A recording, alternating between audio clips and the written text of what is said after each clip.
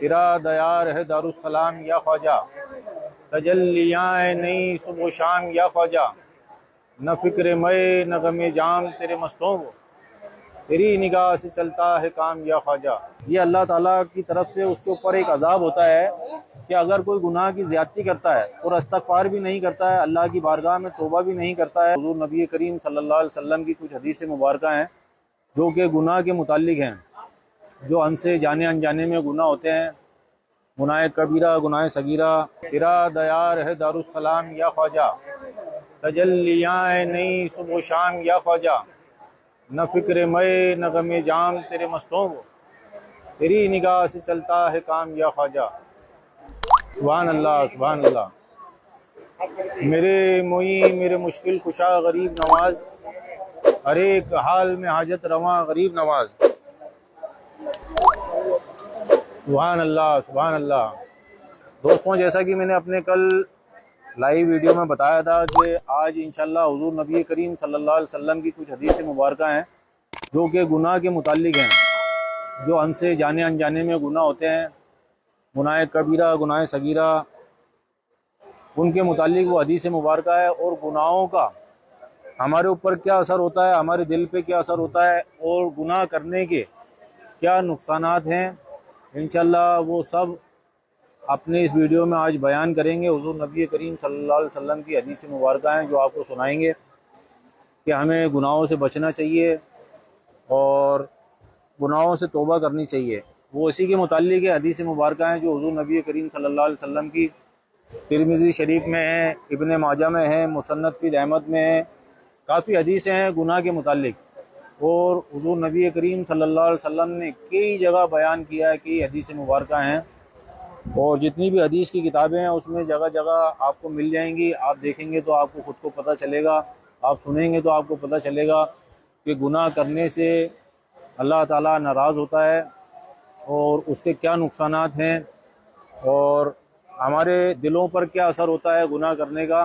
وہ سب انشاءاللہ آج بیان کریں گے۔ تو دوستوں، ابھی انشاءاللہ آپ کو حدیث مبارکہ جو حضور نبی کریم صلی اللہ علیہ وسلم کی حدیث مبارکہ ہے وہ بتاتے ہیں، جو کہ گناہ کے متعلق ہے، اور انسان سے جانے انجانے میں گناہ سرزد ہوتے ہی رہتے ہیں۔ گناہ کبیرہ، گناہ صغیرہ، گناہ کبیرہ اور گناہ صغیرہ، انسان چھوٹے بڑے گناہوں میں جو فرق ہے،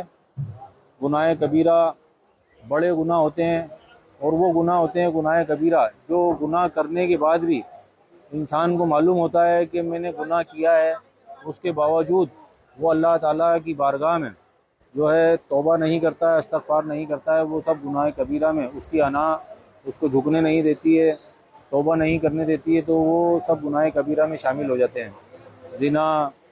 حق تلفی، اللہ کی ساتھ شرک کرنا، یہ سب گناہ کبیرہ میں شامل ہیں۔ حضور نبی کریم صلی اللہ علیہ وسلم نے اپنی حدیث مبارکہ میں ارشاد فرمایا ہے، اور کافی حدیث مبارکہ ہیں گناہ کے لیے جو حضور نبی کریم صلی اللہ علیہ وسلم نے ارشاد فرمایا ہے۔ ترمذی شریف میں ہے، مسند فی احمد میں ہے، ابن ماجہ میں ہے، بخاری شریف میں بھی ہیں۔ کئی حدیثیں ہیں جو گناہ کے متعلق ہیں، جس میں حضور نبی کریم صلی اللہ علیہ وسلم اپنی ایک حدیث مبارکہ میں ارشاد فرما رہے ہیں کہ اگر کوئی مسلمان انسان گناہ کرتا ہے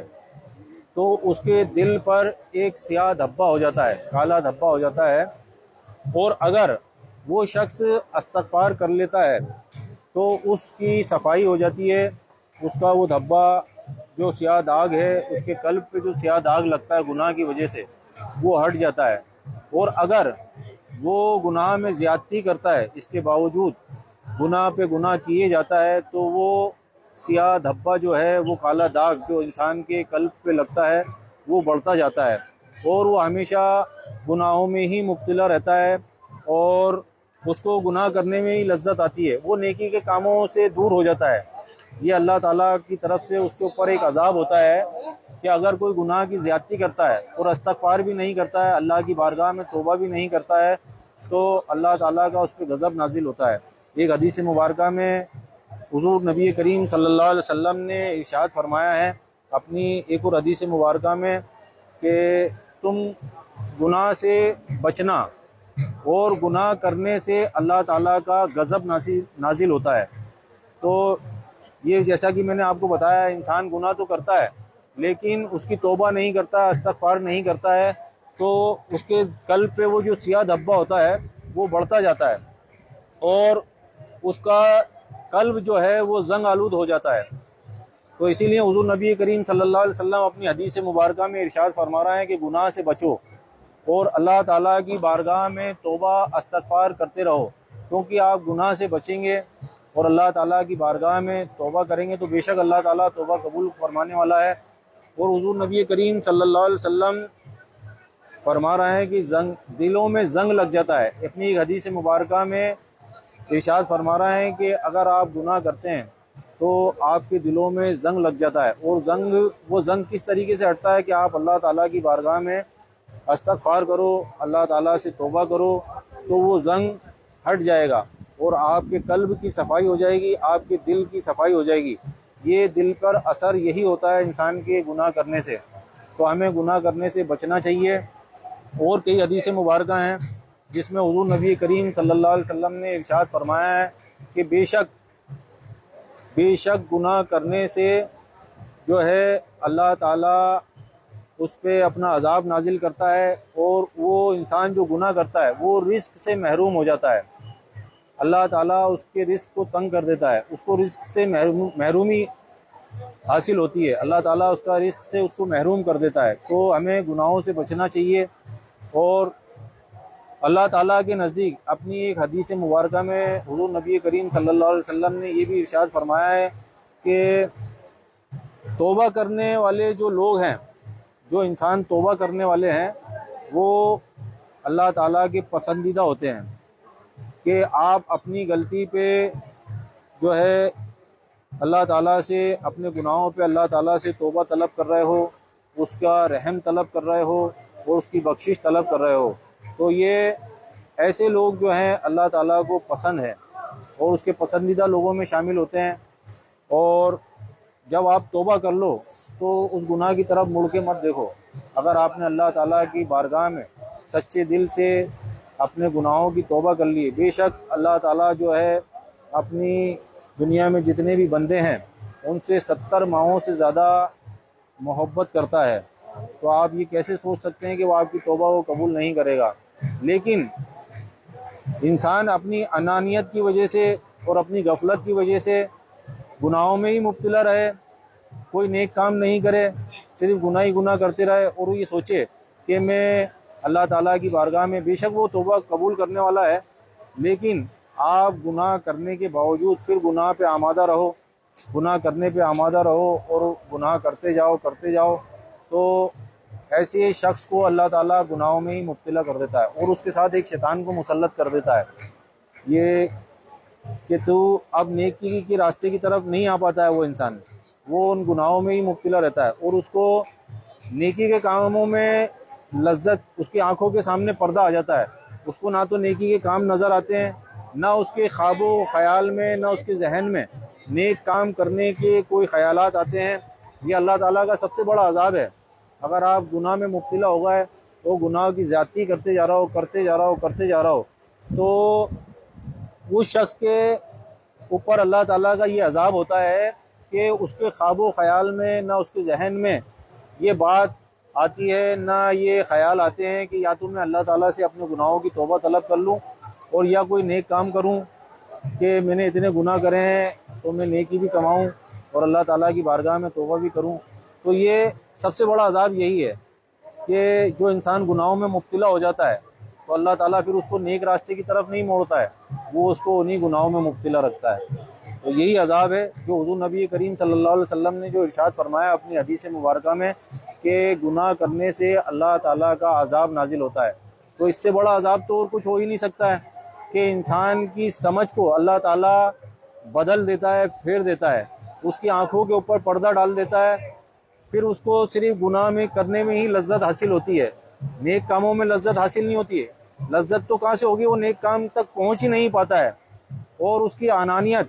اس کو جھکنے نہیں دیتی ہے۔ جو اس کی انسان کی، جو گناہ گار انسان ہوتا ہے، اس کی جو انا ہوتی ہے، اس کے ذہن میں صرف یہی خیال ہوتا ہے کہ مجھ سے کیا غلطی ہوئی ہے، میں نے کیا گناہ کیا ہے، لیکن شیطان انسان کی سوچ سے اللہ تعالیٰ نے جو اس کو چھوٹ دے رکھی ہے شیطان کو، جو وسوسے ڈالنے کی اور گناہ کرواتا ہے وہ جو انسان سے، تو یہ شیطان کی سوچ انسان سے کئی گنا آگے رہتی ہے، وہ کئی قدم آگے چلتا ہے، وہ انسان سے کس طریقے سے گناہ کرواتا ہے اور پھر اس کے دماغ میں یہ وسوسے ڈالتا ہے کہ اس سے کچھ گناہ نہیں ہوا ہے، تو انسان کی انا بڑھتی جاتی ہے، وہ اللہ تعالیٰ کی بارگاہ میں نہ تو توبہ کرتا ہے اور نہ نیک کاموں کی طرف لوٹتا ہے، تو یہ اللہ تعالیٰ کا عذاب ہی ہوتا ہے اس کے اوپر کہ اس کا جو ذہن ہے کند ہو جاتا ہے، وہ سوچ ہی نہیں پاتا ہے، اچھے اور برے میں تمیز نہیں کر پاتا ہے، اس کو گناہ کرنے میں ہی لذت حاصل ہوتی ہے، وہ گناہ پہ گناہ کیے جاتا ہے، لیکن اللہ تعالیٰ اپنی طرف سے کئی موقع دیتا ہے، اور انا صرف اللہ تعالیٰ کی ہے، اس کی انا کے آگے کسی کی انا نہیں ہے، دنیا میں کوئی شے، کسی شے کی انانیت نہیں ہے جو انا اللہ تعالیٰ کی۔ دوستوں، اللہ تعالیٰ آپ کو، مجھ کو، ہم سب کو اور ہمارے تمام بھائیوں کو، مومنین اور مومنات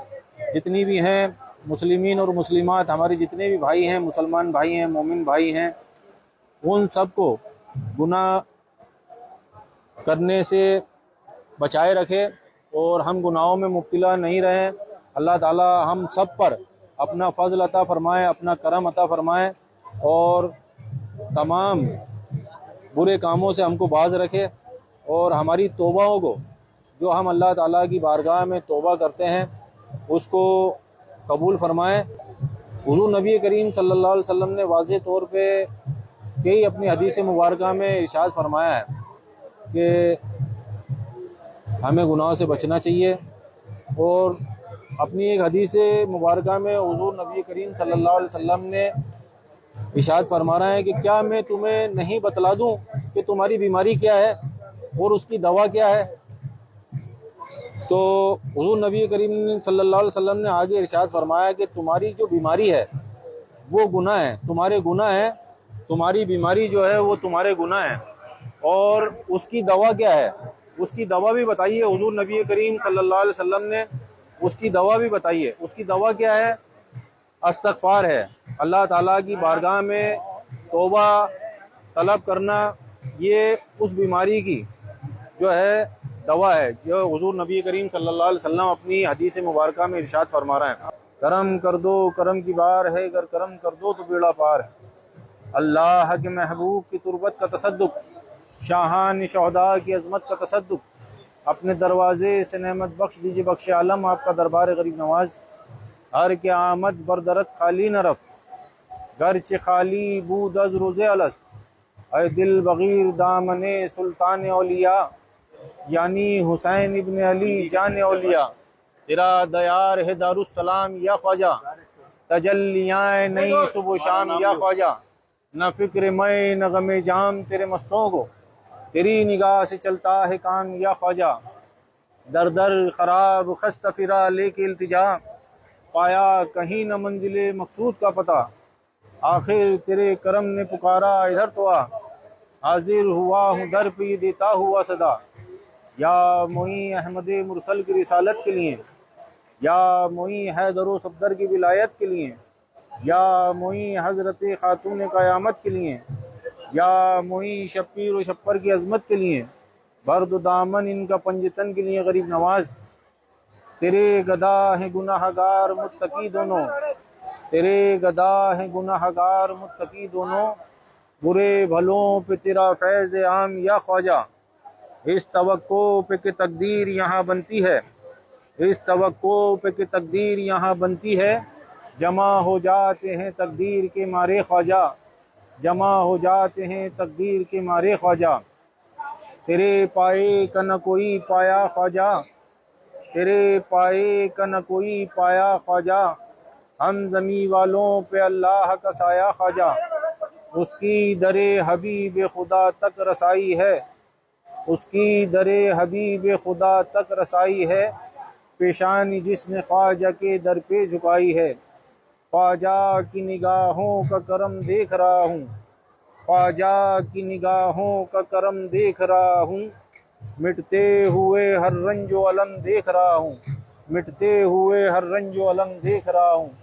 میرے معین میرے مشکل کشا غریب نواز، ہر ایک حال میں حاجت رواں غریب نواز، خواجہ ماں درمیان اولیاء، خواجہ ماں درمیان اولیاء، چوں محمد درمیان انبیاء۔ تو دوستوں ہم سب محفوظ رہیں، انشاءاللہ پھر ملیں گے کل ہمارے لائیو ویڈیو میں، آپ کو پھر حاضری کرائیں گے۔ تب تک کے لیے السلام علیکم، اللہ حافظ۔